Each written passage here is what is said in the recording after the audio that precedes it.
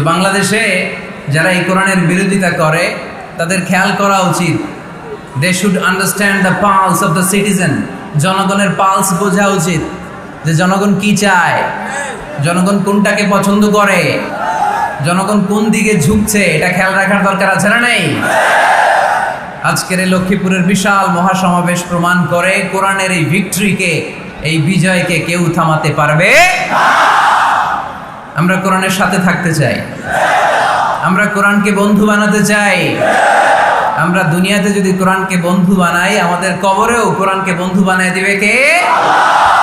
আর সব সময় কর্মঠ থাকবো, এনার্জেটিক থাকবো, নিজের পায়ে দাঁড়াবো, আইডিয়া জেনারেট করব, এন্টারপ্রেনার হওয়ার চেষ্টা করব, নতুন নতুন উদ্যোক্তা হওয়ার মাধ্যমে আমরা আমাদের নিজেদের ভাগ্য পরিবর্তনের চেষ্টা করব। কারণ আল্লাহ বলেছেন, ইন্নাল্লাহা লা ইউগাইয়িরু মা বিকাওমিন হাত্তা ইউগাইয়িরু মা বিআনফুসিহিম। আল্লাহ তাআলা ততক্ষণ পর্যন্ত কোনো জাতির ভাগ্যের চাকার পরিবর্তন করে না যতক্ষণ পর্যন্ত ওই জাতি নিজে নিজের ভাগ্যের চাকার পরিবর্তন করতে না চায়। চিল্লা এখন ঠিক কিনা? যে আমরা অলস সময় কাটাবো না, আমরা আমাদের এই সময়গুলোকে প্রোডাক্টিভ ওয়েতে কাজে লাগাবো, কোনো না কোনো কাজের সাথে জড়িত হব। Never under estimate any job, whether it's big or small, বড় হোক বা ছোট হোক, কোনো কাজকে আমরা ছোট করে দেখব না। যে কোনো কাজ করো না ভাই, যে কোনো কাজ করো তা যেন হয় সবার চেয়ে সবচেয়ে সুন্দর। আমাদের অবসর সময়গুলোকে কাজে লাগানোর দরকার আছে না নাই? আমরা নিজেদেরকে কর্মঠ করে, কর্মজীবী হিসেবে, শ্রমজীবী হিসেবে নিজেদেরকে প্রতিষ্ঠিত করতে চাই। রাজি আছে মুসলমান? লক্ষ্মীপুরের যুবক ছেলেরা আওয়াজ করে বলো, পারা যাবে? লজ্জা কিসে? লজ্জা কিসে? অনেকে টাঙ্কি মারে, এদিক সেদিক ঘুরে, আর বলে আমার আব্বা চেয়ারম্যান। আরে তোর আব্বা চেয়ারম্যান, তুই কি? কয় আমার আব্বা MP, member of the parliament. আরে তোর বাবা এমপি, এটা তো তার গৌরব, তোর কি আছে সেটা বল। এজন্য নিজের পায়ে দাঁড়াবো। অলসতার সাথে আমাদের কোনো সম্পর্ক। আজকের এই মাহফিল থেকে আমরা অলসতা, অকর্মণ্যতাকে নো বলে দিলাম। অলসতাকে আমরা কি বললাম? আরো জোরে বলতে হবে, অলসতাকে কি বলবো? বাংলাদেশে চাকরির বাজার খুব মন্দা, ঠিক কিনা?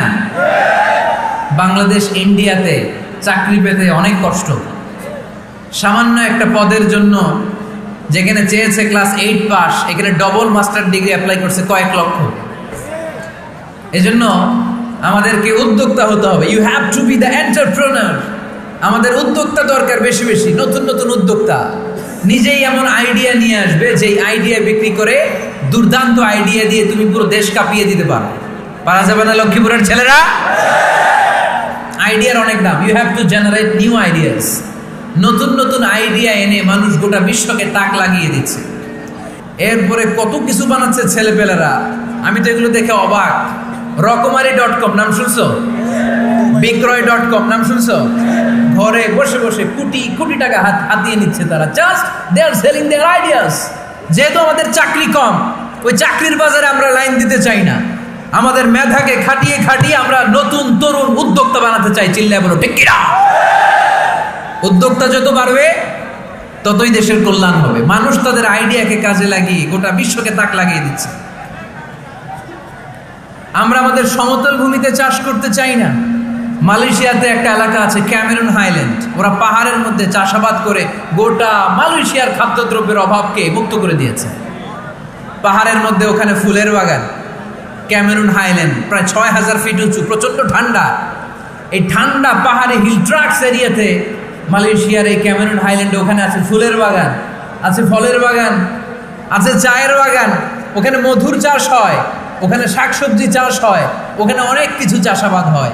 ওই ফলমূল শাকসবজি দিয়ে গোটা মালয়েশিয়ার 14টা স্টেটে যত শাক সবজি ফলমূল লাগবে ওরা আঞ্জাম দেয়।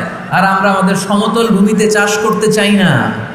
আমরা চাষাবাদকে খুব লজ্জা মনে করি, এটা ভুল আইডিয়া।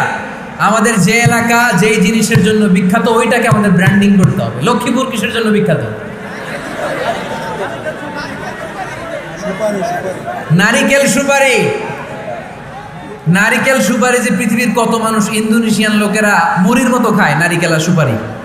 তো এইটারে আমাদের ব্র্যান্ডিং করতে হবে। যেই দেশে যেটা আছে, যে এলাকা যেই পণ্যের জন্য বিখ্যাত, ওইটা আমাদের ব্র্যান্ডিং করতে হবে। আমাদের আদমজির জুট মিল বন্ধ না, ভাওয়ানি জুট মিল বন্ধ, আমাদের পাট শিল্পকে ধ্বংস করে দিয়ে ইন্ডিয়া এখন ওই কটনের পাঞ্জাবি বানায়, জুট কটনের পাঞ্জাবি, আসলে নাই? পুরো বাংলাদেশের মার্কেট এই জুট কটনের পাঞ্জাবি দিয়ে সয়লাভ। আমাদের বাংলাদেশের পাট দিয়ে যদি আমরা মিহি পাঞ্জাবি বানাতে পারতাম, গোটা বিশ্ব বাজারকে আমরা দখল করে নিতে পারতাম, ঠিক কিনা? এই জন্য আমাদেরকে নতুন নতুন আইডিয়া জেনারেট করতে হবে। চাকরির পিছনে বসে থাকলে চলবে না। আর আজান যদি হয়ে যায় ছুটে যাবো মসজিদে, আর নামাজ শেষ হলে আমরা আমাদের কাজের দিকে চলে যাব। চিল্লায় বলেন ঠিক কিনা? যেটাই করবো আমরা ভালোভাবে করব। আল্লাহ বলেছেন লিয়াবলুয়াকুম আইয়ুকুম আহসানু আমালা। লক্ষ্মীপুরের ভাইয়েরা আওয়াজ করে উত্তর দেন, আওয়াজ করে উত্তর দিতে হবে। জান্নাতে যেতে হলে 100তে কত নাম্বার পেতে হবে? হ্যাঁ, হয় নাই 51। কি নাম তোমার? হ্যাঁ, ফরহাদ। জান্নাতে যেতে হলে 100তে আমার দরকার 51। 100তে কত লাগবে? ফাআম্মা মান সাকুলাত মাওয়াজিনুহু ফাহুয়া ফি আইশাতির রাদিয়া। সেদিন মিজানের পাল্লা যার ভারী হয়ে যাবে সে আনন্দ উৎসবে থাকবে। তো মিজানের পাল্লা ভারী হওয়ার জন্য 100তে আমার কত পাওয়া লাগবে? কত পাওয়া লাগবে? 51 পেলেই হয়ে যাবে। এজন্য আল্লাহ বলছেন লিয়াবলুয়াকুম আইয়ুকুম আহসানু আমালা। যেটাই করবে ভালোভাবে করবে। আল্লাহ এটা পরীক্ষা করতে চান যে আমরা ভালোভাবে কে কতটুকু আমল করেছি। যারা আরবি বোঝেন আলেম ওলামা আপনারা জানেন, এখানে আল্লাহ বলেননি লিয়াবলুয়াকুম আইয়ুকুম আকসারু আমালা। আল্লাহ এটা দেখতে চান যে তোমাদের মধ্যে থেকে কে বেশি আমল করে। এটা বলছে আল্লাহ? বলে নাই। আল্লাহ বলেছে লিয়াবলুয়াকুম আইয়ুকুম আহসানু আমালা, যে ভালো করে করে। এজন্য আমরা যাই করি না কেন কি করে করব? আওয়াজ করে বলতে হবে। কেমন করে করব? যে কোনো কাজ করো না ভাই, যে কোনো কাজ করো তা যেন হয় সবার চেয়ে সবচেয়ে সুন্দর। পড়েন, যে কোনো কাজ করো না ভাই, যে কোনো কাজ করো তা যেন হয় সবার চেয়ে সবচেয়ে সুন্দর। পড়েন, যে কোনো কাজ করো না ভাই, যে কোনো কাজ করো তা যেন হয় সবার চেয়ে সবচেয়ে সুন্দর। হোক না সেটা পড়া লেখা, রঙের ভাষায় ছবি আঁকা। পড়েন, হোক না সেটা পড়া লেখা, রঙের ভাষায় ছবি আঁকা। হোক না সেটা সামান্য কাজ কিংবা মহত্তর, তা যেন হয় সবার চেয়ে সবচেয়ে সুন্দর। যে কোনো কাজ করো না ভাই, যে কোনো কাজ করো তা যেন হয় সবার চেয়ে সবচেয়ে সুন্দর। চিৎকার করে বলেন ঠিক কিনা? আমরা যেটাই করি না কেন এটা ভালো করে করার দরকার আছে না নাই? এজন্য কাজে আর শ্রমে কোনো লজ্জা নাই। লজ্জা হচ্ছে অলসতায়। লজ্জা কিসে? অলসতায়। বিষ্ণু ইসা ইসলামের কাছে এক সাহাবী এসে বলল, ইয়া রাসূলুল্লাহ আ'তিনি শাইআন, আপনি আমাকে কিছু দান করেন, আমার কিছুই নাই। বিষ্ণু বললেন, তোমার কিছু নাই? সাহাবী বললেন, ইয়া রাসূলুল্লাহ ঘরে আমার শুধু 2টি জিনিস আছে। কয়টা? চিল্লায় বলেন কয়টা? এক হচ্ছে একটা জামা, 2 হচ্ছে পানি খাওয়ার একটা জগ। বিষ্ণু বললেন, এই 2টাই নিয়ে আসো। বিশ্বনবীর কথা শুনে ওই সাহাবী ঘর থেকে জামা নিয়ে আসলেন, পানি খাওয়ার জগ নিয়ে আসলেন। বিশ্বনবী সাল্লাল্লাহু আলাইহি ওয়াসাল্লাম ওনার মুবারক হাত দিয়ে এক হাতে জামা ধরে আরেক হাতে পানির জগটা ধরে সাহাবীদের দিকে উদ্দেশ্য করে বললেন, মাইয়াশতারি হাদাইন, এই 2টা জিনিস কেনার মতো কে কে আছে দেখি? কয়েকজন হাত তুললো। বিশ্বনবী বললেন, কত দিয়ে কিনবা? এক সাহাবী বলে, ইন্নী আশতারিহিমা বিদিরহাম। ও নবী, যদিও এগুলো আমার দরকার নাই, কিন্তু আপনি যেহেতু নিলামে ডাক তুলেছেন, ইয়া রাসূলুল্লাহ ইয়া হাবিবাল্লাহ, আপনার সম্মানে আমি 1 দিরহাম দিয়ে 2টা জিনিস কিনে নেব। 1 দিরহাম, একটা জামা, একটা পানি খাওয়ার জগ, দাম কত? 1 দিরহাম। বিশ্বনবী বললেন, না না, 1 দিরহাম তো অনেক কম হয়ে যায়। মাইয়াজিদু আলা যালিক, এর চেয়ে বেশি দামে কে কিনবা? আরেক সাহাবী হাত তুলে বলতে লাগলে, ইয়া রাসূলুল্লাহ ইয়া হাবিবাল্লাহ ওয়া ইন্নী আশতারিহিমা বিদিরহামাইন, আমি এই জামাটার পানি খাওয়ার জগটা 1 দিরহাম নয় 2 দিরহামের বিনিময়ে কিনতে চাই। বিষ্ণু ইসা ইসলাম ওই সাহাবাকে দিয়ে দিলেন। দিয়ে 2 দিরহাম নিয়ে যে লোকটা ভিক্ষা করতে এসেছিল তার হাতে 2 দিরহাম দিয়ে বললেন, যাও 1 দিরহাম দিয়ে ঘরে খাবার কিনে দিয়ে আসো, আরেক দিরহাম দিয়ে একটা কুঠার কিনে নিয়ে আসো। শুনতেছেন? কি কিনে নিয়ে আসো? কুঠার দিয়ে কি করে? গাছ কাটে। ওই সাহাবী কুঠার কিনে নিয়ে আসার পরে বিশ্বনবী নিজ হাতে কুঠারের মধ্যে একটা কাঠের হাতল লাগাই দিলেন। আল্লাহু আকবার। হাতল ছাড়া কুঠার ইউজ করা যাবে? বিশ্বনবী নিজ হাতে ওই কুঠারের ভেতরে একটা হাতল লাগাই দিলেন আর বললেন, লা উরিদু আন আরাকা 15 আইয়াম। এই কুঠার নিয়ে জঙ্গলে যাও, গায়ে অনেক শক্তি আছে, কাঠ কাটো, এই কাঠ কেটে বাজারে বিক্রি করো, সামনের 15 দিন যেন আমি আমার চোখের সামনে তোমার না দেখি। বিশ্বনবীর পরামর্শ অনুযায়ী কুঠার নিয়ে ওই সাহাবী জঙ্গলে চলে গেলেন। কাঠ কেটে বাজারে বিক্রি করতে করতে 15 দিন পরে 10 দিরহাম নিয়ে বিশ্বনবীর দরবারে হাজির হয়ে গেলেন। 10 দিরহাম নিয়ে বিশ্বনবীর কাছে হাজির হয়ে গেলেন। সাহাবী এসে বলল, ইয়া রাসূলুল্লাহ, এখন আর আমার ভিক্ষা করা লাগে না, আমার গায়ে অনেক শক্তি আল্লাহ দিয়েছে, আই এম ভেরি এনার্জেটিক। আপনার দেয়া বরকতের কুঠার দিয়ে আমি কাঠ কেটে কেটে স্বাবলম্বী হতে শুরু করেছি। সুবহানাল্লাহ পড়েন। আমি এখন 10 দিরহামের মালিক। বিশ্বনবী বললেন, লা আইয়াহতাতিবা আহাদুকুম হুজমাতান আলা যাহরিহি খায়রুম মিন আইয়াসআলা শাইআন ফায়ু'তিয়াহু আও ইয়ামনাহু। যাদের গায়ে শক্তি আছে তারা ভিক্ষা না করে কাঠ কেটে পিঠে সেই বোঝা নিয়ে বাজারে বিক্রি করা অনেক ভালো। কারণ কারো কাছে যদি তুমি হাত পাতো, সে দিতেও পারে, নাও দিতে পারে। আর কষ্ট করলে কষ্ট কোনোদিন বৃথা যায় না। চিল্লায় বলেন ঠিক কিনা? বিষ্ণু ঈসা ইসলামের অনুপ্রেরণায় এই সাহাবা অল্প কিছুদিনের ব্যবধানে স্বাবলম্বী হয়ে গেলেন। What is the moral of the story? বিশ্বনবীর এই প্রফেটিক স্টোরি থেকে আমাদের কি শিক্ষা?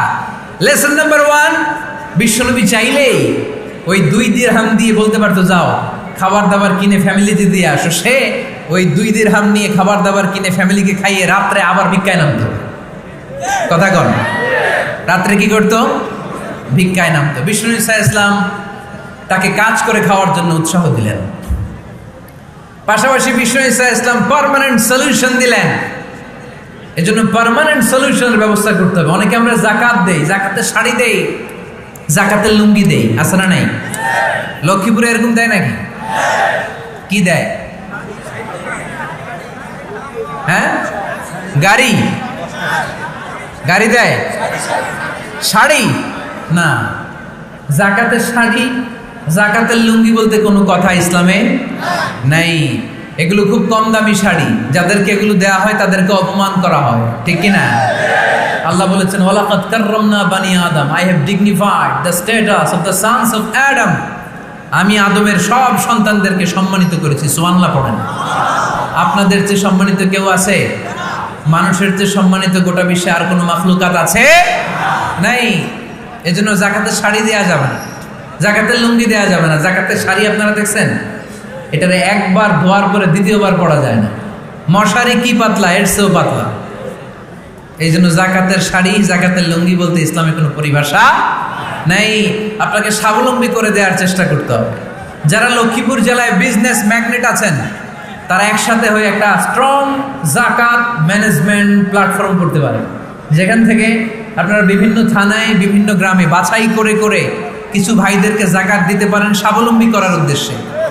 যেই ফ্যামিলিকে আছে, কি নাম এটার?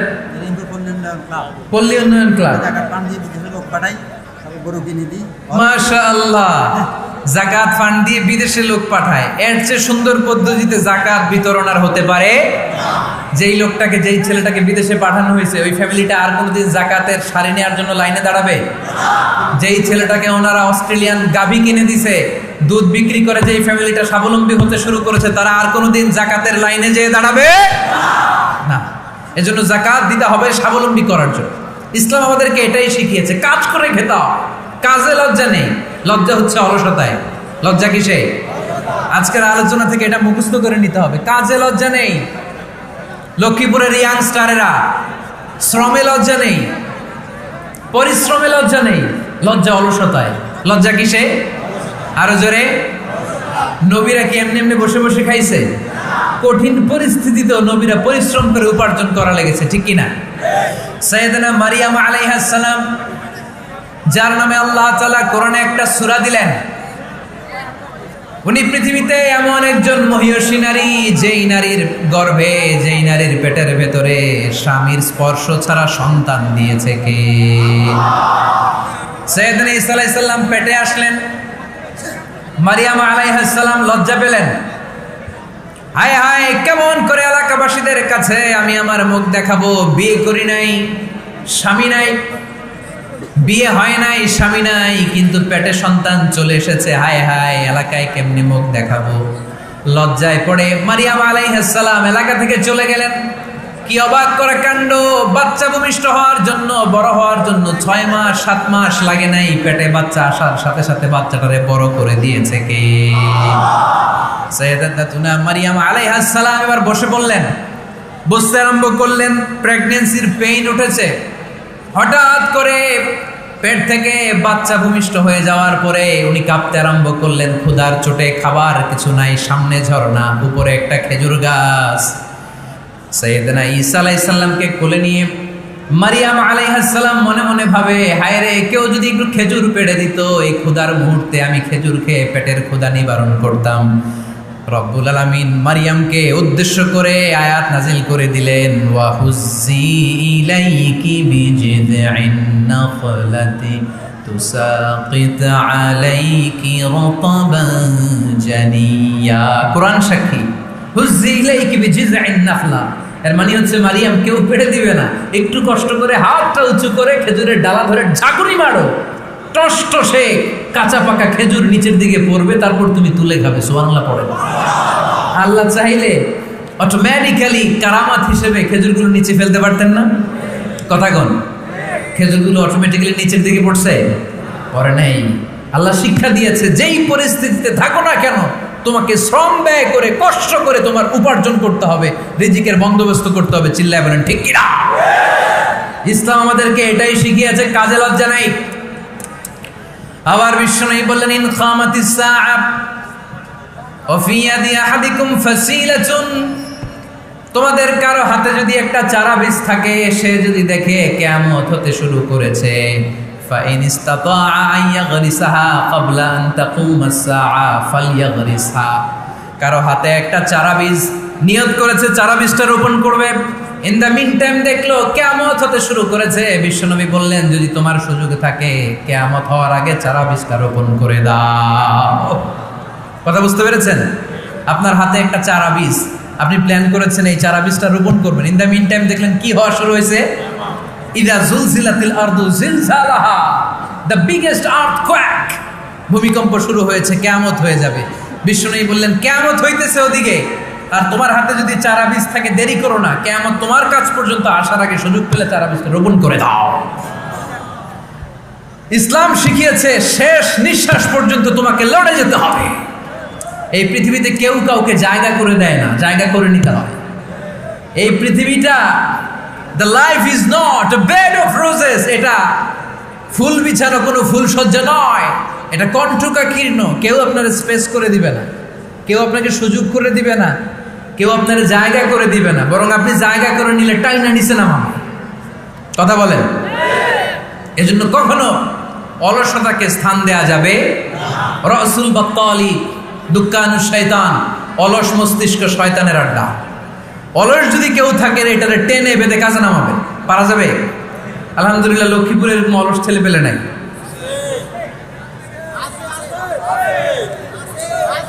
আছে? আমরা আজকে অলসতাকে নো বলে যাবো এই মাহফিল থেকে। অলসতাকে আমরা কি বলবো? আওয়াজ করে বলতে হবে, অলসতাকে কি বলবো আমরা? মুমিনের জীবনে কোনো অলসতা নাই। অলস হয় মুনাফিকরা। অলস হয় কারা? চিল্লায় বলতে হবে। মুমিনরা অলস হয়? অলস হয় কারা? এজন্য কোরআনে আল্লাহ একথাও বলে দিলেন, ওয়াইদা কামু ইলাস সালাতি কামু কুসালা ইউরাউনান নাসা ওয়ালা ইয়াযকুরুনাল্লাহা ইল্লা কালিলা। সুবহানাল্লাহ পড়েন। মুনাফিকরা যখন মানুষকে দেখানোর জন্য নামাজে যায়, ওই নামাজে তাদের ইখলাস নাই, ওই নামাজের ভেতরে তাদের কোনো খুশু খুদু নাই, ওই নামাজের ভেতরে আছে শুধু অলসতা। ওই নামাজে কি আছে? কিন্তু আমরা যখন নামাজে যাই আমাদের অলসতা আছে? আমরা নামাজ পড়লে আমাদের হৃদয়টারে সজীব করে দেয় কে? আমরা উযু করলে আমাদের মনটাকে চাঙ্গা করে দেয় কে? আমরা মসজিদে ঢুকলে হৃদয়টাকে প্রাণবন্ত করে দেয় কে? মুমিন তো নামাজে গেলে চাঙ্গা হয়, মুমিন উযু করলে চাঙ্গা হয়। বিষ্ণু ঈসা ইসলাম বললেন, ইয়াকিদু শাইতানু আলা কাফিয়াতি রাসি আহাদিকুম ইদা নাম। খেয়াল করে শুনবেন লক্ষ্মীপুরের ভাইয়েরা, চমৎকার একটি হাদিস। আমরা যখন ঘুমোতে যাই, শয়তান আমাদের প্রত্যেকের মাথার পিছনে 3টা অলসতার গিট মারে। কয়টা? আওয়াজ করে বলেন। 3টা অলসতার গিট মারে। ইয়াকিদু শাইতানু আলা কাফিয়াতি রাসি আহাদিকুম সালাসা উকাব। 3টা গিট মারে যখন আমরা ঘুমোতে যাই। অলসতার 3টা গিট মেরে আমাদের কানের সামনে এসে ফিস ফিস করে মন্ত্র পড়তে থাকে, আলাইসা লাইলুন তাওয়িলুন ফারকুদ, আলাইসা লাইলুন তাওয়িলুন ফারকুদ। বিশাল লম্বা রাত, ঘুমাও। অনেক সময় আছে, ঘুমাও। রাত 5টা বেজে যাচ্ছে, তাহাজ্জুদের সময় শেষ হয়ে যাচ্ছে, তখনও শয়তান বলে রাত অনেক লম্বা, ঘুমাও। ফজরের সময় পার হয়ে যাচ্ছে, সূর্য উঠে যাচ্ছে, শয়তান বলে আলাইসা লাইলুন তাওয়িলুন ফারকুদ, এখনো অনেক সময় আছে, লম্বা লম্বা লম্বা চৌড়া রাত পড়ে আছে, তুমি ঘুমাও। বিশ্বনবী বললেন, ফাইনিস্তাইকাযা ওয়া যাকারাল্লাহ ইনহাল্লাত উকদা। আমার উম্মতের কেউ যখন ঘুম থেকে জেগে ঘুম থেকে ওঠার দোয়া পড়া শুরু করে দেয়, অলসতার প্রথম গিটটা সাথে সাথে খুলে দেয় কে? আপনি ঘুম থেকে উঠেই যখন ঘুম থেকে ওঠার দোয়া পড়বেন, আপনার অলসতার প্রথম গিট খুলে দেয় কে? ঘুম থেকে ওঠার দোয়াটা কি? আলহামদুলিল্লাহিল্লাযী আহইয়ানা বা'দামা আমাতানা ওয়া ইলাইহিন নুশুর। প্রশংসা সে আল্লাহ, যে আল্লাহ আমাদেরকে লম্বা একটা ঘুম শেষে, মৃত্যু শেষে আমাদেরকে ঘুম থেকে উঠালেন। এই দোয়াটা পড়ার সাথে সাথে শয়তান যে 3টা গিট মারছে, ওই 3টার একটা খুলে দেয় কে? ফাইন তাওয়াদ্দা ইনহাল্লাত উকদা। ঘুম থেকে জেগে ঘুমের দোয়া পড়ার পরে যখন কেউ ওযু করে ফেলে, অলসতার দ্বিতীয় গিটটাও খুলে দেয় কে? ওযু করার পরে ফাইন সাল্লাত ইনহাল্লাত উকদা, নামাজের মুসল্লায় দাঁড়িয়ে যখন নামাজ শুরু করে দেয়, অলসতার 3 নাম্বার গিটটাও খুলে দেয় কে? 3টা গিট যখন খুলে দেয়, বিষ্ণু ঈসা ইসলাম বললেন, ফাসবাহা নাশীতাল কলব। নাশীত, তখন মুমিন বান্দা সজীব হয়ে ওঠে, প্রাণবন্ত হয়ে ওঠে, উচ্ছ্বসিত হয়ে ওঠে। ওয়া ইল্লা খাবিসান নাফসি কাসলান। আর যদি ঘুমিয়ে থাকে, 3টা গিট তার মাথার পেছনে শয়তানের অলসতার লেগে থাকে, তাহলে তার দিনটা শুরু হয় অলসতা দিয়ে, আর সে হয় অলসতার রাজা। চিল্লায় কোন ঠিক কিনা? এজন্য আমরা কি অলস হতে চাই না কর্মঠ হতে চাই? কোন নবীরা কি অলস ছিলেন? পৃথিবীতে কোন নবী অলস ছিলেন? সব নবী কর্মঠ ছিলেন। বিষ্ণু ঈসা ইসলাম বললেন, মা বাআসাল্লাহু নাবিয়্যান ইল্লা রাআল গানাম। এই পৃথিবীতে এমন কোন নবী নাই যেই নবী বকরি চড়ায় নাই। কি চড়ায় নাই? বকরিরে আপনারা লক্ষ্মীপুরের ভাষায় কি বলেন? কি বলেন? ছাগল। তো পৃথিবীতে এমন কোন নবী নাই যেই নবী কি চড়ায় নাই? ছাগল চড়ায় নাই। সাহাবারা বললেন, ইয়া রাসূলুল্লাহ আনতা কাযালিক, আপনিও ছাগল চড়াইছেন? বিষ্ণু ঈসা ইসলাম বললেন, না, আমিও ছাগল চড়িয়েছি। ওয়া ইন্নী আরআহা আলা কারারাইতি আহলি মক্কা, আমি তো মক্কাবাসীদের অল্প কিছু পয়সার বিনিময়ে তাদের ছাগলগুলোকে চড়িয়ে দিতাম। সুবহানাল্লাহ পড়বেন না? বিষ্ণু ঈসা ইসলাম ছাগল চড়াতেন। ছাগল চড়ানো সহজ কাজ না কঠিন কাজ? কেন কঠিন এটা? হ্যাঁ, টেরা খুঁটি মারে। হ্যাঁ, কি করে? বসে থাকতে হয়। তো ছাগল যারা পালে তারা জানে ছাগল পালা কত কষ্ট। ওরে ডানে টান দিলেও কই যায়? রশি ধরে বায়ে টান দিলে কই যায়? সামনে টানলে কই যায়? পিছনে টানলে কই যায়? সারা সপ্তাহ আপনি সময় পান না এটারে গোসল করাবেন। ভাবলেন আজকে জুমার দিন আমিও গোসল করি, এটারে গোসল করাই। এটারে আপনি পুকুর ঘাটে নিবেন, টান দিয়েছেন, ওর বাপের কিরা, ও 1 ইঞ্চিও সামনে যাবে না। ঠিক কি না? এই টেরা প্রাণী আল্লাহর কি মহিমা! আল্লাহ তাআলা পৃথিবীর সবচেয়ে শ্রেষ্ঠতম মানুষদেরকে ছাগল চড়িয়ে ছেড়েছেন। ঠিক কি না? মা বাআসাল্লাহু নাবিয়্যান ইল্লা রাআল গানাম। এই পৃথিবীতে এমন কোন নবী ছিল না যে নবীরা ছাগল চড়ায় নাই। আল্লাহ বুঝাতে চাইলেন, ছাগল চড়ানো অনেক কষ্টের কাজ, অনেক ধৈর্যের প্রয়োজন। এখন নবীরা তোমরা ছাগল চড়াও, কিছুদিন পর ছাগলের চেয়েও টেরা জাতি মানুষ চড়াইতে হবে। মানুষের মধ্যে টেরা আছে না নাই? ভালো বললে ভালোটা বুঝে না, ডানে যেতে গেলে বায়ে যায়, বায়ে যেতে বললে ডাইনে যায়, এরকম আছে না নাই? সম্মানিত ভাইয়েরা, সমস্ত আম্বিয়া আলাইহিমুস সালাম ওনারা কর্মঠ ছিলেন। সাইয়েদনা আদম আলাইহিস সালাম নিজ হাতে চারা গাছ রোপণ করে চাষাবাদের কাজ করেছেন, সুবহানাল্লাহ পড়েন। সাইয়েদনা ইব্রাহিম আলাইহিস সালাম চাষাবাদের কাজ করেছেন। সাইয়েদনা দাউদ আলাইহিস সালাম নিজ হাতে যুদ্ধের জন্য যে পোশাক পরতে হয়, যেটা পরলে গায়ের মধ্যে ছুরি মারলেও ঢুকে না, ওই শিরস্ত্রাণ বানিয়েছেন, নিজ হাতে তলোয়ার বানিয়েছেন, সুবহানাল্লাহ পড়েন। সাইয়েদনা মুসা আলাইহিস সালাম ছাগল চড়িয়েছেন। সাইয়েদনা মুসা আলাইহিস সালামের মেজাজ নরম না গরম? নবীদের মধ্যে সবচেয়ে বেশি মেজাজওয়ালা নবী ছিলেন মুসা আলাইহিস সালাম। উনিও 8 থেকে 10 বছর সাইয়েদনা শুআয়ব আলাইহিস সালামের এরিয়াতে ছাগল চড়িয়েছেন। চিল্লায় বলেন সুবহানাল্লাহ। এজন্য নবীরা যেহেতু কাজ করেছেন, কর্মঠ ছিলেন, আমরাও কর্মঠ হব, ঠিক কি না? সাহাবারাও কর্মঠ ছিলেন, বিশ্বনবীর সাহাবারাও ব্যবসা করতেন। সাইয়েদনা আবু বকরের বিশাল ব্যবসা প্রতিষ্ঠান ছিল, সুবহানাল্লাহ পড়েন। আপনারা হজ উমরা করেছেন কে কে দেখি? করছেন? মাশাআল্লাহ। যারা করে নাই আল্লাহ তাদেরকে আল্লাহর ঘর জিয়ারতের তুমি নসিব করো, আমিন। বিশ্বনবীর মাকবারার সামনে দাঁড়িয়ে আমরা যেন সালাম পেশ করতে পারি, তুমি নসিব করো, আমিন। বাইতুল্লাহ শরীফে এবং মসজিদ নববীতে আমরা যেন সালাত আদায় করতে পারি, আল্লাহ তুমি নসিব করো, আমিন। সাইয়েদনা আবু বকর রাদিয়াল্লাহু তাআলা আনহুর ব্যবসা প্রতিষ্ঠান ছিল মক্কার কাবা ঘরের পাশেই। ওনার ব্যবসা প্রতিষ্ঠানগুলো যেখানে ছিল ঠিক ওইখানেই সৌদি সরকার এখন শপিং মল বানিয়ে দিয়েছে, মাতজার আবু বকর। মক্কা শহরের যেখানে বহিরাগতরা এসে ওখানে ছাগল, ওখানে ঘোড়া, উট এগুলো রাখতো, আস্তাবল রাখতো, ঘোড়া আর উট যেখানে রাখা হতো ঠিক ওই জায়গায় সৌদি সরকার ওটার পার্কিং লট বানাই দিচ্ছে। মানে যেখানে আগে সাহাবাদের ব্যবসার জায়গা, ওইখানে বর্তমানে শপিং মল। যেখানে আগের সময়কাল সাহাবারা উট আর ঘোড়া রেখে বাঁধতো, ওইখানে এখন গাড়ি ঘোড়া রাখার ব্যবস্থা করা হয়েছে। সাইয়েদনা আবু বকর অনেক বড় ব্যবসায়ী ছিলেন। ওনার নিজ টাকা দিয়ে হাবাসা থেকে আসা সাইয়েদনা বেলালকে তিনি 20,000 স্বর্ণ মুদ্রা দিয়ে উমাইয়া। সাইয়েদনা উসমান যুন্নুরাইন বড় ব্যবসায়ী ছিলেন। নিজের টাকা দিয়ে মদিনার মুসলমানেরা পানি খেতে পারে না, বীরে রুমা নামে একটা কুয়া ছিল, এই কুয়ার মালিক ছিল ইহুদি। মুসলমানেরা পানি খেতে গেলে এসে বকা দিত, পানি খেতে দিত না। বিশ্বনবী বললেন, আমার সাহাবীদের মধ্যে এমন কি কেউ নাই নিজের অর্থায়নে বীরে রুমা কিনে মুসলমানদেরকে দিয়ে দিবে? সাইয়েদনা উসমান যুন্নুরাইন বলল, ইয়া রাসূলুল্লাহ, আপনার খেদমতে আমি হাজির।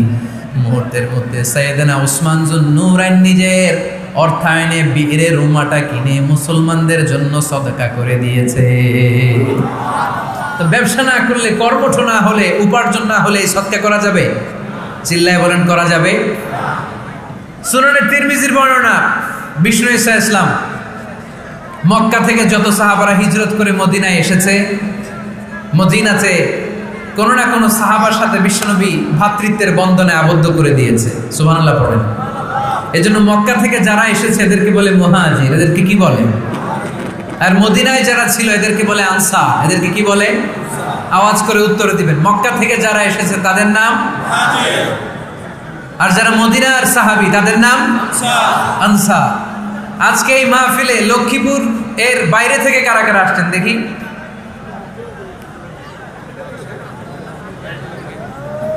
মাশাআল্লাহ, মাশাআল্লাহ, অনেক আসছে।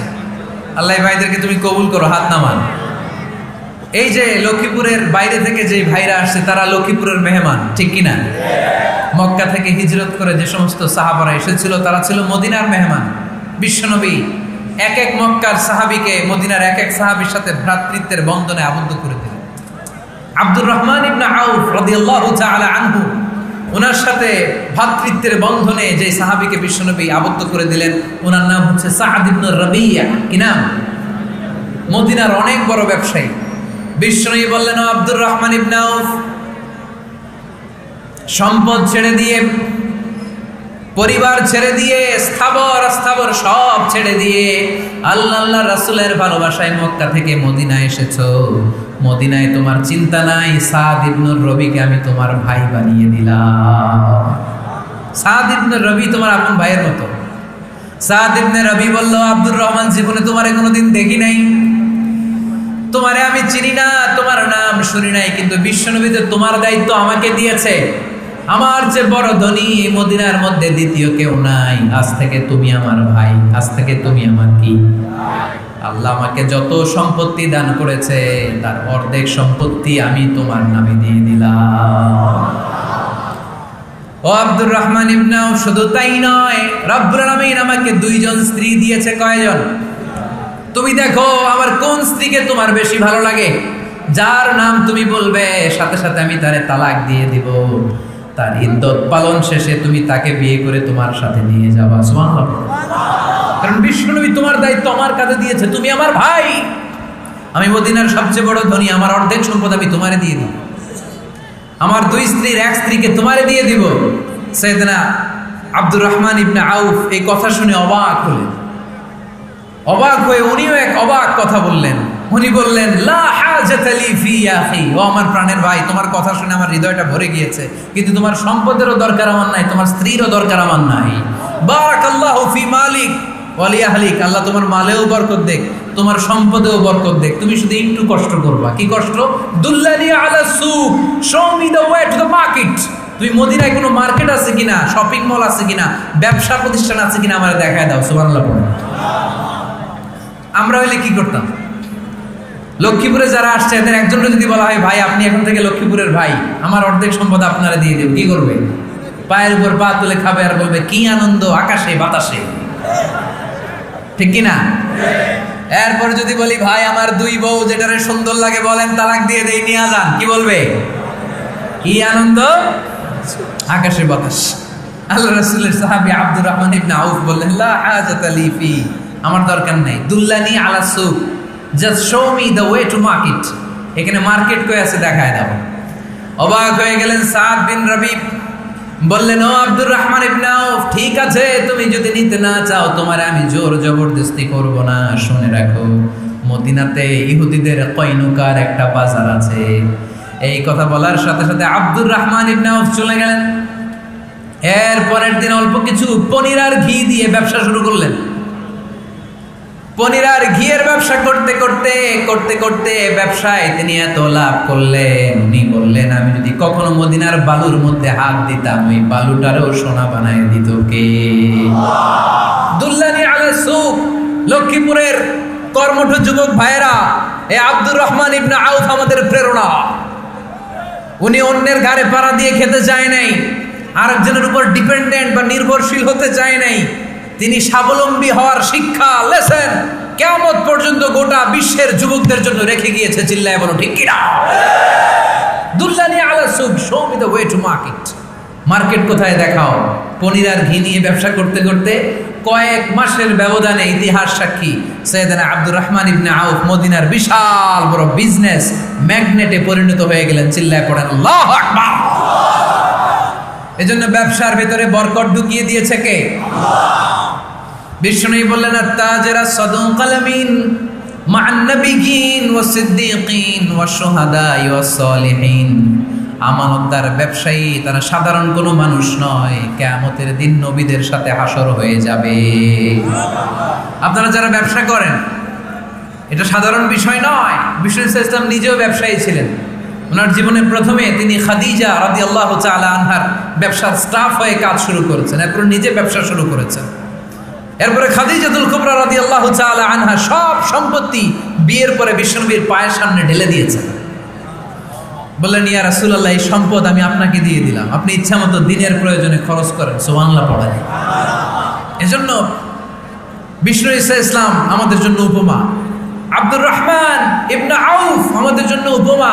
যারা ব্যবসা করেন তারা বিষ্ণু ইসলামের সুন্নাহ পালন করছেন। আত-তাজির আস-সাদুক আল-আমিন, বিষ্ণুই বললেন সত্যবাদী আমানতদার ব্যবসায়ী, যে ব্যবসা করতে যে মিথ্যা কথা বলে না। অনেক ব্যবসায়ীরা আছে পণ্য চালানোর জন্য মিথ্যা কথা বলে আর কসম কাটে, আছে না নাই? আহা, এমনটা করা যাবে? সকালবেলা স্ত্রীরে বলে, এই গরুগুলা বিক্রি করুন, তুই একটা দাম কত কমো? স্ত্রীরে শিখাই দিচ্ছে, এই গরুর দাম তুই 40,000। তো বউ বলে, ঠিক আছে দাম কইলাম 40,000। তো এরপরে বাজারে যখন গরু বিক্রি করতে যায়, একজন যখন বলে যে ভাই এটা 30,000 টাকা দিয়ে কিনবো, ভাই আল্লাহর কসম সকালে একজন 40,000 দাম কইছে, আমি দেই নাই। আছে না নাই? কৌশল করে বউরে শিখাইছে সকালে, কই তুই দাম কর 40,000। তো বাজারে যে সকালে একজন দাম করছে, দাম করে কইছে 40,000 দেই নাই, আপনারা 30,000 কেমনে দেই? এরকম ডাকাইতে আছে না নাই? আলহামদুলিল্লাহ লক্ষ্মীপুরে এরকম লোকজন নাই। আরে নাই, আমি কই নাই, এরা কই আছে। লক্ষ্মীপুরের মানুষ খুব ধার্মিক, আমি জানি। লক্ষ্মীপুর, নোয়াখালী, ফেনী এই বেল্টের লোকজন খুব আল্লাহওয়ালা। এদের মধ্যে আল্লাহওয়ালার সংখ্যা বেশি, এখানে আলেম ওলামা বেশি, এখানে মসজিদ মাদ্রাসা বেশি। এই জন্য এই জেলাগুলোতে আল্লাহর রহমতও বেশি। আল্লাহ তুমি এই জেলার ছেলেবেলাদেরকে, এই জেলার লোকদেরকে তুমি কবুল করো, মা বোনদেরকে তুমি কবুল করো। সম্মানিত ভাইয়েরা, এজন্য আজকের মাহফিল থেকে আমরা যেটা শিখলাম সেটা হচ্ছে পরিশ্রমে কোনো লজ্জা আছে? আমরা কাজ করে খাবো, ঠিক কিনা? Never under estimate any job. যুবক ভাইয়েরা, লক্ষ্মীপুরের যুবক ছেলেরা শুনতেছ? এরকম আওয়াজ করতে হবে, কান খাড়া করে শুনো। Never under estimate any job. কোনো চাকরিকে ছোট করে দেখা যাবে না। whether it's small or big, you don't care. এটাকে কেয়ার করা যাবে না। ছোট্ট চাকরি পাইলেই ঢুকে যাবা, বড় অফার আসলে পরে ঢুকবা। এটা ছোট কাজ, এটা হোটেলের ওয়েটার, এটা ছোট্ট স্টাফ, এটা কেরানি না। কাজ কাজই, কাজের মধ্যে কোনো ছোট বড় নাই। খেটে খাওয়া মানুষকে বিশ্বনবী অনেক সম্মান করতেন। বিষ্ণু ইসলাম খেটে খাওয়া মানুষদেরকে এত ভালোবাসতেন, বিদায় হজের মতো এত গুরুত্বপূর্ণ ভাষণও এই মেহনতি মানুষদের কথা বাদ যায় না। সুবহানাল্লাহ পড়বেন না? দিনটা ছিল জুমাবার। বিষ্ণু ইসলাম আরাফাতের ময়দানে দাঁড়িয়ে ঐতিহাসিক একটা ভাষণ দিলেন। এই ভাষণের নাম হলো বিদায় হজের ভাষণ। এই বিদায় হজের ভাষণেও খেটে খাওয়া মানুষের কথা বিশ্বনবী বাদ দেয় না। বিশ্বনবী বলেছেন, আরিক্কাকুম, খবরদার, অধীনস্থ কর্মচারীদের সাথে খারাপ আচরণ করো না। আতঈমুহুম মিম্মা তাকুলুন ওয়াকসুহুম মিম্মা তালবিসুন। খবরদার, মনে রেখো, তোমরা যা খাবে তোমাদের অধীনস্থ কর্মচারীদেরও তা খাওয়াবে, তোমরা যা পড়বে তাদেরও তা পড়াবে। বিশ্বনবী শেষ নিঃশ্বাস ত্যাগ করে যাওয়ার আগে যেই কয়েকটা কথা বলেছিলেন তার মধ্যে মেহনতি মানুষদের জন্য কথা আছে রাড়াই। বিষ্ণু ইসলাম যখন শেষ নিঃশ্বাস ত্যাগ করবেন তিনি বলেছিলেন, আসসালাত আসসালাত, উম্মতেরা নামাজ নামাজ নামাজ ছেড়ে দিও না, নামাজ তরক করো না, নামাজ কাজা করো না। আর বলেছিলেন, ওমা মালাকাত আইমানুকুম, অধীনস্থ কর্মচারীদের সাথে খবরদার খারাপ আচরণ করো না। যারা কর্মচারীদের সাথে খারাপ আচরণ করে, যারা মানুষের কাছ থেকে শ্রম নিয়ে কাজ করিয়ে টাকা দেয় না, কিয়ামতের দিন তাদের বিরুদ্ধে মামলা দায়ের করবে কে? আল্লাহ। কে করবে? আল্লাহ। হাদিসে কুদসি সাক্ষী বিষ্ণু ইসলাম বলেন, আল্লাহ তাআলা ফরমান, আনা খাসমুহুম সালাসাতুন আনা খাসমুহুম ইয়াউমাল কিয়ামা। তিন শ্রেণীর ব্যক্তির বিরুদ্ধে আল্লাহ বলেন, আমি নিজেই কিয়ামতের দিন মামলা দায়ের করব। I will be against them in the day of judgment. Three categories of people, I will be against them in the day of judgment. তিন শ্রেণীর লোক কিয়ামতের দিন তারা ছাড় পাবে না। আল্লাহ বলেন, আমি নিজেই তাদের বিরুদ্ধে মামলা দায়ের করব। এর মধ্যে এক শ্রেণীর লোক হচ্ছে রাজুলুন ইস্তাজারা জিরান ফাস্তাউফা মিনহু ওয়া লাম ইয়াতি আজরা। একজন শ্রমিক ভাড়া করে তার কাছ থেকে কাজ নিয়েছে কিন্তু তার পারিশ্রমিক আদায় করে নাই। এরকম আছে না নাই? দাপট দেখায়, দাপট দেখায় ইউনিভার্সিটির ক্যান্টিনগুলোতে। ইউনিভার্সিটির ক্যান্টিনে যে খায় মাগার বিল দেয় না, এরকম টাকাইতে আছে না নাই? চায়ের দোকানে চা খেয়ে পরে দিমু, বিল দেয় না, আছে না নাই? দোকানে যে পণ্য কিনে বিল দেয় না, পরে দিমু, আছে না নাই? কিয়ামতের দিন আল্লাহ তোর এই মাস্তানি ছুটাবে, চিল্লা এখন ঠিক কিনা? আনা খাসমুহুম, আমি নিজেই তাদের বিরুদ্ধে মামলা দায়ের করব। কথাটা কার? আল্লাহ। এজন্য বিশ্বনবী বললেন, খবরদার, মেহনতি মানুষ, খেটে খাওয়া মানুষ, এদের দোয়া কবুল হয়ে যায়। আতুল আজিরা আজরাহু ক্বাবলা আন ইয়াজিফা আরাকুহু। খবরদার, বিশ্বনবী বললেন, শ্রমিকের ঘাম শুকিয়ে যাওয়ার আগে তাদের পারিশ্রমিক মিটিয়ে দাও। বিশ্বনবীর বিখ্যাত হাদিস, আতুল আজিরা আজরাহু ক্বাবলা আন ইয়াজিফা আরাকুহু। শ্রমিকের ঘাম মাটিতে লাগার আগে, শুকিয়ে যাওয়ার আগে তাদের পারিশ্রমিক মিটিয়ে দাও, কেননা তারা যদি বদদোয়া করে তোমার জীবনকে জাহান্নাম বানিয়ে দিবে কে? বিষ্ণু ঈসা ইসলাম সব সময় খেটে খাওয়া মানুষদেরকে আগলে রাখতেন। সব সময় শুধু যে ভাষণে মেহনতি মানুষদের সাথে ভালো আচরণ করতে বলতেন, শ্রমিকদের সাথে ভালো আচরণ করতে বলতেন এমনটা নয়, ওনার ব্যক্তিগত জীবন ঘাটলেও দেখা যায় উনি শ্রমিকদের সাথে কেমন আচরণ করেছেন। বিষ্ণু ঈসা ইসলামের একজন খাদেম ছিল, আপনারা তার নাম জানেন? কি নাম? সবাই বলেন আনাস। আওয়াজ করে বলেন বিশ্বনবীর খাদেমের নাম। নামটা কেমন লাগে? ভালো লাগে? ছেলে হইলে রাখবেন তো? রাখবেন? অনেকে আমার জিজ্ঞেস করে যে আমার একটা ছেলের নাম বলে দেন। এই এলাকার যদি কারো সম্ভাব্য আগন্তুক 2-1 মাস পরেই ছেলে পৃথিবীতে আসবে, এর নাম রাখবেন আনাস। নাম কি রাখবেন? খাদিমু রাসূলিল্লাহ, আল্লাহ রাসূল সাল্লাল্লাহু আলাইহি ওয়াসাল্লামের খাদেম। এই খাদেমের কাছ থেকে একটু শোনেন ওনার মালিক কেমন ছিল। শুনবেন নাকি কষ্ট হচ্ছে? সম্মানিত ভাইয়েরা খেয়াল রাখবেন, কোন পীর সাহেবের ব্যাপারে যদি আপনি রিপোর্ট চান, পীর সাহেবের বউয়ের কাছ থেকে শুনবেন। কথা কয় না? বোঝে নাই বোধ হয়। একজন পীর সাহেব হুজুর উনি কেমন, রিপোর্ট নেবেন কার কাছ থেকে? কার কাছ থেকে? বউয়ের কাছ থেকে। একজন বড় সাহেব, বড় নেতা, তার ব্যাপারে যদি রিপোর্ট পেতে চান, আমি কয়েকটা জায়গা বলে দিই, এই জায়গাগুলো থেকে রিপোর্ট নেবেন। 1 নাম্বার তার ড্রাইভার, 1 নাম্বার। 2 নাম্বার তার বাড়ির দারোয়ান, 2 নাম্বার। 3 নাম্বার তার খাদেম, 3 নাম্বার। 4 নাম্বার তার ঘরের কাজের মেয়ে, 4 নাম্বার। এদের কাছ থেকে আসল রিপোর্ট পাওয়া যায়, ঠিক কিনা? এবার বিশ্বনবীর ব্যাপারে বিশ্বনবীর খাদেম কি বলে শুনবেন? বুঝে নাই বোধ হয়। বিশ্বনবীর ব্যাপারে বিশ্বনবীর খাদেম কি কমেন্টস করছে শুনতে চান? খাদেমের নাম আরো জোরে বলতে হবে।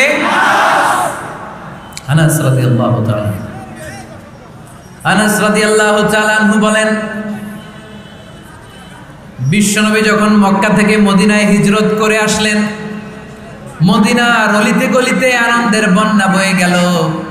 তলা আল বাদরু আলাইনা বলে সবাই বিশ্বনবীকে বরণ করে নিল, সবাই বিশ্বনবীর সাথে দেখা করতে আসলো। সবাই যখন আনসারী নারী পুরুষরা দেখা করতে যায়, আমার আম্মাও বলল, আনাস মক্কা থেকে বিশ্বনবী এসেছে, চলো তোমারে নিয়ে দেখা করতে যাই।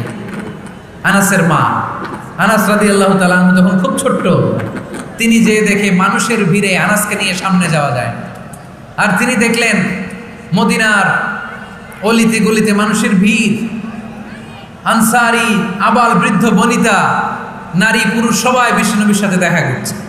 আর যারাই দেখা করছে হাতে কোনো না কোনো হাদিয়া নিয়ে বিশ্বনবীর সাথে দেখা করতেছে। সুবহানাল্লাহ কইবেন না? আনসারী যত সাহাবারা বিশ্বনবীর সাথে দেখা করতে এসেছে কি নিয়ে আসছে? কথা কয় না?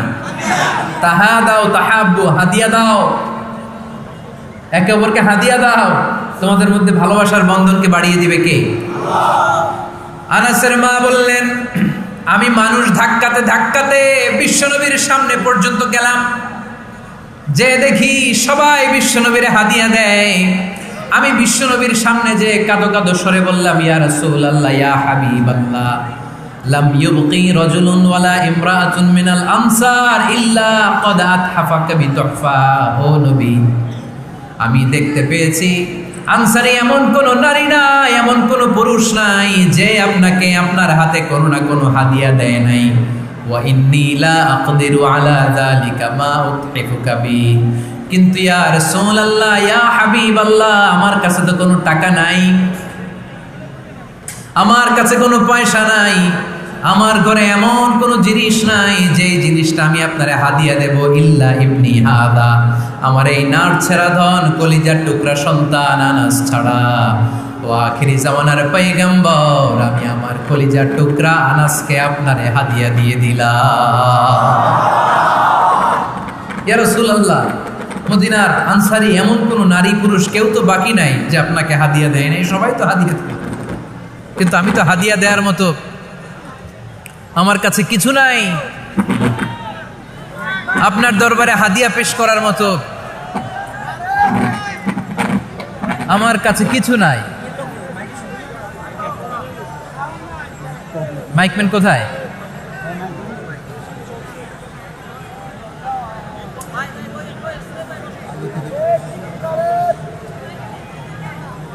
কোথায় মাইক ম্যান? কি সমস্যা?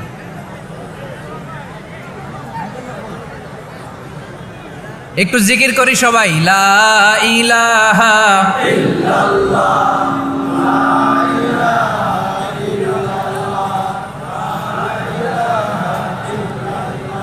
লা ইলাহা ইল্লাল্লাহ মুহাম্মাদুর রাসূলুল্লাহ সাল্লাল্লাহু। আপনারা কি হাদিস থেকে নেয়া এই গল্পটা বুঝতে পেরেছেন? কথাটা শুনতেছিলেন? আনাস রাদিয়াল্লাহু তাআলা আনহুর মা বললেন, ইয়া রাসূলুল্লাহ, আনসারী এমন কোন নারী নাই, এমন কোন পুরুষ নাই যে আপনারা হাদিয়া দেয় নাই, কিন্তু আমার তো হাদিয়া দেওয়ার মতো কিছু নাই আমার এই কলিজার টুকরা আনাস ছাড়া। কি আর আমি করব? আমার কলিজার টুকরা আনাসকে আমি আপনার দরবারে হাদিয়া দিয়ে দিলাম। ইয়া রাসূলুল্লাহ, আমার ছেলেটারই আপনারা হাদিয়া দিলাম। খুদ হাদা ইয়াখদুমু কামা বাদা লাক, আপনার যেই কাজ লাগবে, যেই খেদমতের প্রয়োজন আপনার এই খেদমত করবে। ও নবী, আমি জানি আনাস আপনার বেশি খেদমত করতে পারবে না। আনাস আপনার মেসওয়াক এনে দিবে, অজুর পানি এনে দিবে, জুব্বা লাগলে জুব্বাটা এনে দিবে, ছোটখাটো কাজ করে আপনারে সাহায্য করবে। আমার কলিজার টুকরা সন্তানকে চিরকালের জন্য আমি আপনারে হাদিয়া দিয়ে দিলাম। আনাস রাদিয়াল্লাহু তাআলা আনহু বর্ণনা করছেন, আমি দাঁড়িয়ে দাঁড়িয়ে শুনছি আমার আম্মা বলছে আমি নাকি বিশ্বনবীর জন্য হাদিয়া। সুবহানাল্লাহ পড়েন। এবার খেদমত শুরু করলো সাইয়েদনা আনাস। ছোট্ট মানুষ কি আর করবে, কতটুকু খেদমত আর করতে পারবে? বিশ্বনবীর মেসওয়াকটা এনে দেয়। সুবহানাল্লাহ পড়েন। বিশ্বনবীর আতরের শিশিটা এনে দেয়, বিশ্বনবীর জাইতুনের তেলের বোতলটা আগিয়ে দেয়, বিশ্বনবীর জামাটা প্রয়োজনে বিশ্বনবীর হাতে এনে দেয়। সাইয়েদনা আনাস বলেন, আমি 1 বছর নয়, 2 বছর নয়, 5 বছর নয়, 7 বছর নয়, 10 বছর বিশ্বনবীর খেদমত করেছি। ফামা দারাবানি, 10 বছরে একদিনও তিনি আমারে মারে নাই। সুবহানাল্লাহ। একদিন আমার গায়ে হাত তোলে নাই। হাত তোলা তো দূরের কথা, ওয়ালা সাব্বানি, কোনোদিন গালি দেয় নাই। ওয়ালা আবাসা আলা ওয়াজহি, কখনো বিরক্তি স্বরে ভ্রু কুচকে আমার দিকে বিশ্বনবী কোনোদিন তাকায় নাই। সুবহানাল্লাহ। কোনোদিন আমার গায়ে হাত তোলে নাই। আরে হাত তোলা তো দূরের কথা, আমাকে ধমকি পর্যন্ত দেয় নাই। ধমকি দেয়া তো দূরের কথা, আমরা অনেক সময় বিরক্ত হয়ে ভ্রু কুচকাই না, এরকম বিরক্তি হলে আমরা কারোর প্রতি বিরক্ত হলে কি হয়? কপাল ভ্রু কুচকে ওঠে, ঠিক কিনা? সাইয়েদনা আনাস বললেন, কোনোদিন মারে নাই। খাদেম বলতেছে, খাদেম, বড় সাহেবের রিপোর্ট কার থেকে নিতে হয়? হয় খাদেম, নয় দারোয়ান, নয় ঘরের কাজের মেয়ে, তা না হলে ড্রাইভার। বিশ্বনবীর খাদেম বিশ্বনবীর ব্যাপারে কি কমেন্ট করছে? মা সাব্বানি ওয়ালা জারাবানি ওয়ালা আবাসা ফি ওয়াজহি, এই 10 বছরের খেদমতের জিন্দেগিতে কোনোদিন বিশ্বনবী আমারে মারে নাই, গায়ে হাত তুলে নাই। আরে হাত তোলা তো দূরের কথা, একটা ধমকও দেয় নাই। আরে ধমক দেয়া তো দূরের কথা, বিরক্তির সুরে ভ্রু কুচকে আমার দিকে কখনো তিনি তাকায় নাই। চিল্লায় বলো সুবহানাল্লাহ। আর আজকে মাইক পেলে মানবতা, মানবাধিকারের কর্মী কি সুন্দর কথা বলে, উইমেন রাইটসের কথা বলে, শিশু শ্রম নিয়ে কথা বলে, আর বাড়িতে কাজের মেয়ের গায়ের মধ্যে খুন্তি, গরম খুন্তি পিঠের মধ্যে লাগিয়ে পিঠ ঝলসিয়ে দেয়। এরকম আসারা নাই? পত্রপত্রিকায় প্রায় দেখা যায় যে কাজের মেয়েদেরকে কি অত্যাচার করে। খুন্তি গরম করে করে চামড়ার মধ্যে লাগিয়ে স্কিন ঝলসে ফেলেছে, গ্রিলের মধ্যে বেঁধে রেখেছে, সময় মতো খাবার দেয় নাই, পিটিয়ে মাথার চুল কামিয়ে মাথা নেড়া করে দিয়েছে। এরকম আসারা নাই? এরা মানবাধিকারের ঠিকাদার, এরা মানবাধিকারের কথা বলে। আর বিশ্বনবী সাল্লাল্লাহু আলাইহি ইসলামের খাদেম বিশ্বনবীর ব্যাপারে বলেছে, কোনোদিন মাইর তো দূরের কথা, হাত তোলা তো দূরের কথা, আরে ধমক দেওয়া তো দূরের কথা, বিরক্তির চেহারা নিয়েও কোনোদিন বিশ্বনবী আমার দিকে তাকায় নাই। চিল্লায় পড়েন সুবহানাল্লাহ। বিশ্বনবী একবার সাইয়েদনা আনাস রাদিয়াল্লাহু তাআলা আনহুকে একটা ছোট্ট জিনিস আনতে পাঠালেন। সাইয়েদনা আনাস রাদিয়াল্লাহু তাআলা আনহু জিনিসটা আনতে যে মদিনার অলিতে গলিতে বাচ্চাদের খেলা দেখে জিনিস আনতে ভুলে খেলায় দাঁড়িয়ে গেলেন। ছোট মানুষ, ছোট্ট একটা বাচ্চা যদি আমার সাথে নেই, সে কি আমার প্রয়োজন বুঝবে? আমার সেন্টিমেন্ট যেরকম বাচ্চা কি ওটা টের পাবে? ছোট্ট আনাসকে বললেন, আমার জুব্বা নিয়ে আসো। বিষ্ণু সাল্লাল্লাহু আলাইহি ওয়াসাল্লাম শাম দেশের জুব্বা পড়তেন, বলতেন জুব্বা নিয়ে এসো। জুব্বা আনতে যখন বেরোলেন আনাস রাদিয়াল্লাহু তাআলা আনহু, দেখলেন মদিনার অলিতে গলিতে বাচ্চারা কুতকুত খেলে। কি খেলে? আপনারা খেলেন? তো এই খেলা দেখে আনাস রাদিয়াল্লাহু তাআলা আনহু ভুলে গেলেন যে বিশ্বনবীর জামা আনতে হবে। উনি ভুলে যে উনিও দাঁড়িয়ে খেলা দেখতে শুরু করলেন। এখন ঘন্টার পর ঘন্টা যায়, আনাসও আসে না, জামাও আসে না। বিশ্বনবী ভাবলেন, হায় রে, আনাস মনে হয় ভুলে গিয়েছে, কি আর করা, যাই নিজের জামা নিজেই নিয়ে আসি। বিশ্বনবী বের হলেন জামা আনতে, বের হয়েই দেখে মদিনার গলিতে বাচ্চারা খেলতেছে, ওইদিকে আনাস রাদিয়াল্লাহু আনহু দাঁড়ান। বিষ্ণু সাল্লাল্লাহু আলাইহি ওয়াসাল্লাম কিছু বললেন না, যে উনিও আনাস রাদিয়াল্লাহু তাআলা আনহুর পাশে দাঁড়িয়ে খেলা দেখতে আরম্ভ করলেন। সুবহানাল্লাহ পড়বেন না? সাইয়েদনা আনাস খেলা দেখতে দেখতে দেখতে দেখতে দেখতে দেখতে হঠাৎ বিশ্বনবীর দিকে চোখ পড়ে গেছে। বিশ্বনবীর চোখের দেখে যখন সাইয়েদনা আনাস রাদিয়াল্লাহু তাআলা আনহুর চোখ পড়ে গেছে, সাইয়েদনা আনাস বলে, আমার কলিজাটা এখান থেকে এই দিকে চলে আসছে। ভয়ে। কিসে? ভয়ে। উনি বললেন, আমার গলা শুকিয়ে যেতে আরম্ভ করলো, কাঁপতে লাগলাম। হায় হায়, এখন আমার মনে পড়ছে বিশ্বনবীর জামা আনতে পাঠাইছিল, ভুলে গেছে খেলার আবেশে পড়ে। উনি বললেন, বিশ্বনবী আমারে ধমক দেন নাই, আমার গায়ে হাত তোলেন নাই, জামা আনতে পাঠাইছি, এখানে খেলা দেখতেছো এটাও বলেন নাই, বিরক্তিও প্রকাশ করেন নাই। বিশ্বনবী শুধু একটা হাসি দিয়েছেন, স্মাইল। কি দিয়েছেন? একটা মুচকি হাসি দিয়েছেন। কি হাসি? সাইয়েদনা আনাস বলে, ওই যে ওই দিনের বিশ্বনবীর মুচকি হাসির শাসন মরার আগের দিন পর্যন্ত আমি আনাসকে সোজা রাস্তায় রেখেছি, আর ডানে বায়ে নেয় নাই। শাসন করতে জানলে লাঠি লাগে না, শাসন করতে জানলে ধমক লাগে না, শাসন করতে জানলে পিট্টি দেয়া লাগে না, মুচকি হাসি দিয়েও শাসন করা যায় কি যায় না? সাইয়েদনা আনাস বললেন, কোনোদিন মারে নাই, কোনোদিন ধমক দেয় নাই, সব সময় আমাকে আদর করেছে। চিল্লায় পড়েন সুবহানাল্লাহ। এজন্য সব সময় বিষ্ণু ইসা ইসলাম শ্রমিকদেরকে ভালোবাসতেন। শ্রমে কোনো লজ্জা নাই, লজ্জা হচ্ছে অলসতায়। আজ থেকে এই মাহফিল, এই এত বড় আয়োজন, এত বড় গ্যাদারিং তখনই সার্থক হবে যখন আমরা এই সিদ্ধান্তে আসতে পারবো